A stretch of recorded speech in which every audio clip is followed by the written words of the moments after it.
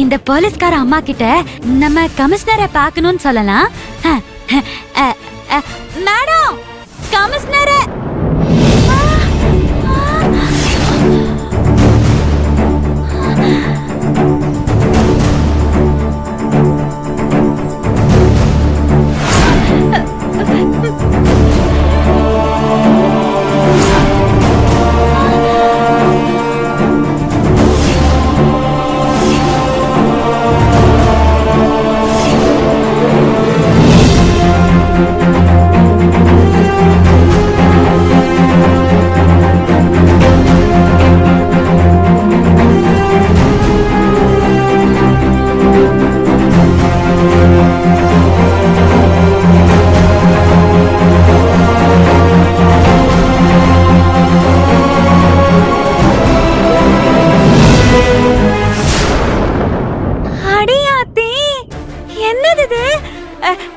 நான் கண்ணாடி முன்னாடியே நின்னுட்டு இருக்கேன்.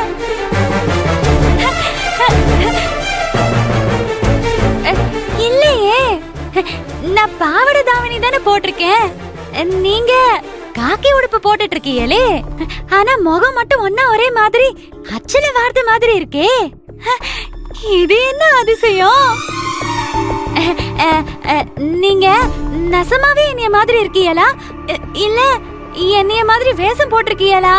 நான் வேஷம் எல்லாம் போடல, நீதான் என்ன மாதிரியே இருக்கு.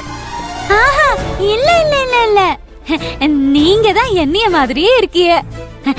எங்க ஊரு டென்ட் கொட்டாயில கதாநாயகி ரெட்ட வேஷத்துல நடிச்ச படத்தை பார்த்த மாதிரியே இருக்கு.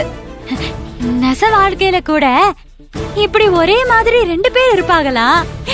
ஆச்சரியமால இருக்கு. எனக்கும் ஆச்சரியமா தான் இருக்கு. உங்களை பாக்குறப்போ எனக்கு ஆச்சரியம் மட்டும் வரல, ஒரு மாதிரி பயமும் தான் வருது. பயமா? எதுக்கு? அத ஏன் கேக்குறிய?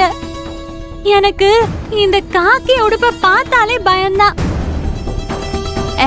ஆமா, நான் கேக்குறேன், நீங்க தப்பா நினைக்காதீங்க. நீங்க நல்ல போலீஸா, இல்லனா எங்க ஊர்ல இருக்கிற மாதிரி கெட்ட போலீஸா? என்ன எதுவுமே சொல்ல மாட்டேங்கிறிய? உன்னோட கேள்விக்கு என்கிட்ட பதில் இல்ல. அடியாத்தி, என்ன மேடம் நீங்க பொசுக்குன்னு இப்படி சொல்லிப்புட்டிய? நான் கிராமத்துக்காரி, அறியாம புரியாம கேள்வி கேக்குறேன்னு நினைச்சிட்டிய, அப்படிதானே? அப்படியெல்லாம் இல்ல. நிஜமாவே உன்னோட கேள்விக்கு என்கிட்ட எந்த பதிலும் இல்ல. ஆமா, நீ யாரு? எங்க இருந்து வர? உன் பேர் என்ன? எங்க ஊரு கருப்பசாமி கோயில்ல மொட்டை அடிச்சு காது குத்தி எனக்கு வச்ச பேரு துளசிங்க. இந்த பூண்டி கிராமம் இருக்குல்ல, பூண்டி கிராமம், அதுதான் எங்க கிராமம், என்னோட சொந்த ஊரு. ஆமா, அங்க இருந்து இங்க எதுக்கு வந்த? என்ன வேலையா வந்த? இந்த ஊர்ல நீ என்ன பண்ணிட்டு இருக்க? அதுவா, அது ஒரு பெரிய கதை மேடம். அது அப்படியே சுருக்கி சின்னதா சொல்றேன், நீங்க கேக்குறீங்களா? சொல்லு.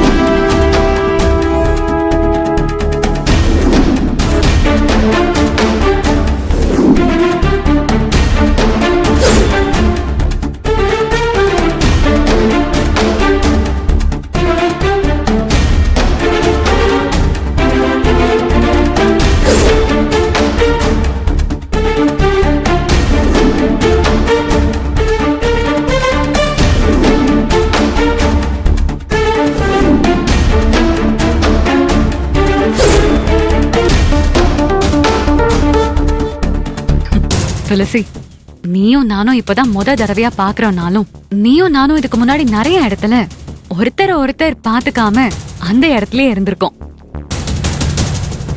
நீ சுக்கு காஃபி கேட்டல, அந்த கடையில தான் நானும் காஃபி குடிச்சேன்.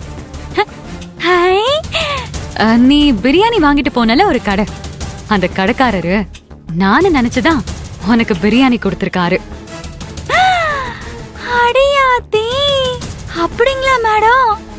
நான் கூட என்னடா அந்த மனுஷன் வர்றவங்க போறவங்களுக்கெல்லாம் ஃப்ரீயா பிரியாணி குடுக்கறாங்களே, மூட்டை கட்டி குடுக்கறாங்களேன்னு நினைச்சேன். இது மட்டும் இல்ல, நீ முண்டக்கண்ணி ஈஸ்வரி அம்மன் கோயிலுக்கு போனியா? ஆமாங்க, நான் போயிருந்தேன். அப்போ நீ அர்ச்சனை தட்டு வாங்கின கடைக்கார பாட்டி என்ன பார்த்துட்டு குழம்பி போயிட்டாங்க. நல்ல கூத்தா இருக்கு. நாம 2 பேரும் நமக்கே தெரியாம பல பேரை குழப்பி விட்டுருக்கோமா? ஆமா, அதுல ஒரு ஆட்டோக்காரரையும் சேர்த்துக்கோ. ஆ, அந்த ஆட்டோக்கார அண்ணனுமா? சரியா போச்சு போங்க. இப்படி நான் விளையாட்டா மனசு விட்டு பேசி எத்தனை நாள் ஆச்சு தெரியுமா? எனக்கு யாரோ 3வது மனுஷங்க கிட்ட என்னைய பத்தி சொல்ற மாதிரியே தெரியல. என்கிட்டயே நான் என்னைய பத்தியே சொல்ற மாதிரி தான் தோணுது. எனக்கும் அப்படிதான். வேற யார்கிட்டயோ பேசிட்டு இருக்கிற மாதிரி தோணல, என்கிட்டயே நான் பேசிக்கிற மாதிரி தோணுது. சரிங்க மேடம், இந்த துளசியோட கதை என்னன்னு நீங்க தெரிஞ்சுக்கிட்டீல. இப்ப என் நிலைமை என்னன்னு நீங்க புரிஞ்சுக்கிட்டீல. அந்த பஞ்சாயத்து தலைவரும் அவங்க மகனும் சேர்ந்துகிட்டு என் அம்மா பேர்ல இருக்கிற 2 ஏக்கர் நிலத்தையும் என் பேர்ல இருக்கிற என் வீட்டையும் எங்களுக்கே தெரியாம அவங்க பேருக்கு எழுதி ஆட்டைய போட்டுட்டாங்க மேடம். இன்னும் 2 நாள்ல எனக்கும் அந்த மலைமாடு மருதமுத்துக்கும் நிச்சயதார்த்தம் நடத்தி கல்யாணம் பண்ணி வைக்க போறாங்க.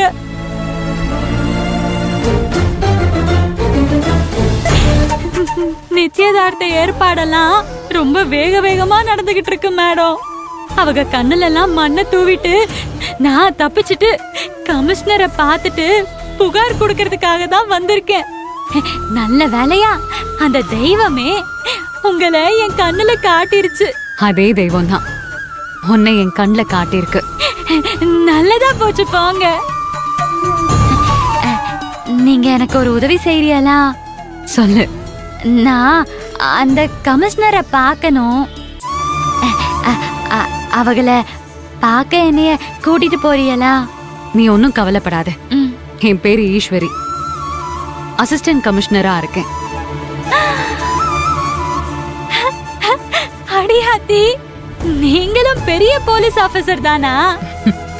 ஆமா மேடம் மேடம், எனக்கு கொஞ்சம் அந்த கமிஷனர் ஐயாவை பாக்குறதுக்கு கொஞ்சம் உதவி பண்ணுங்களேன். என்னைய அந்த மருதமுத்து பயலும் அவன் அப்பாவும் என்னைய எந்த தொந்தரவும் செய்ய கூடாதுன்னு கமிஷனர் ஐயா கிட்ட சொல்லி அவங்கள நல்லா மிரட்ட சொல்லுங்க.